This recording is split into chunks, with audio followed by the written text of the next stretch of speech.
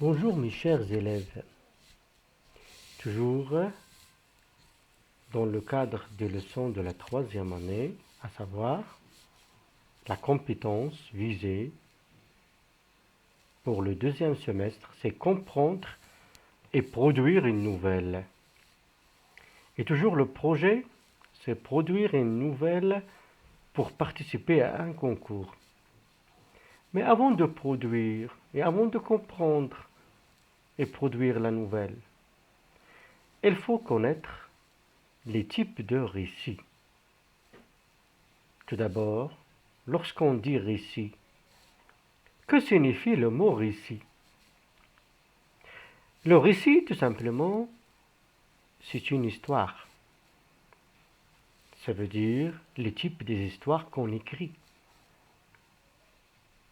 Le premier type, c'est le roman. Qu'est-ce que le roman? Le roman est un récit en prose, relativement lent. Et aussi, le roman, il y a une peinture de réalité. On peut trouver des lieux comme si c'était vrai, des personnages comme si c'était vrai, et l'histoire est toujours longue. Qu'est-ce que ça veut dire prose?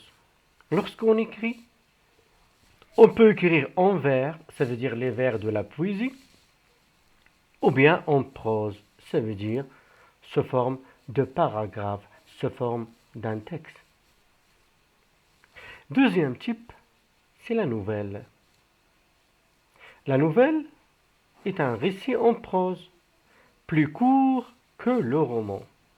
Ça veut dire, je peux lire une nouvelle facilement parce qu'elle est courte. Par rapport au roman, le roman qui est très lent, il a besoin de temps pour lire et finir l'histoire. Troisième type, c'est le conte. Le conte, c'est un récit assez court d'aventure imaginaire basé sur le merveilleux. Et je crois, mes chers, que vous l'avez déjà travaillé dans la première année. Le conte, le petit chaperon rouge. Toujours dans le conte, on a des personnages imaginaires. Et on plonge dans le monde de merveilleux et de imagination.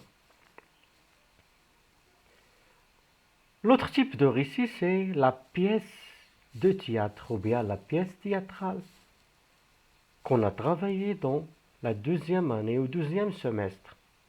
C'est quoi la pièce théâtrale? C'est un ouvrage dramatique. Il est destiné à être joué. On écrit des pièces de théâtre pour les jouer. Et à la fin, la poésie. Qu'est-ce que la poésie? La poésie est un récit en vers. Ça veut dire dans lequel il faut respecter les règles de versification. J'espère, mes chers, que vous avez compris tout d'abord c'est quoi un récit et quels sont les types de récits. Maintenant, on passe à des terminologies relatives au récit. Le premier mot qu'on a déjà expliqué, récit, ça veut dire histoire. Deuxième mot, auteur. C'est qui l'auteur? L'auteur, c'est celui qui a écrit l'histoire. On dit aussi écrivain. Et c'est quoi le narrateur? Ou bien c'est qui le narrateur? Le narrateur, c'est celui qui raconte l'histoire. Après, on a éditeur. C'est qui l'éditeur? C'est celui qui met en vente l'œuvre ou bien le livre d'un écrivain. Il s'appelle l'éditeur. On peut ajouter aussi la maison de l'édition. C'est quoi la maison de l'édition? C'est elle qui va mettre en vente l'œuvre de l'écrivain. Après, le personnage principal. C'est quoi? C'est qui le personnage principal? C'est le héros de l'histoire. Un narrateur personnage.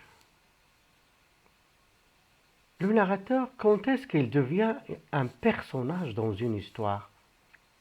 Le narrateur est un personnage dans une histoire lorsqu'on utilise le pronom personnel je et aussi lorsqu'on utilise ou bien le pronom personnel nous.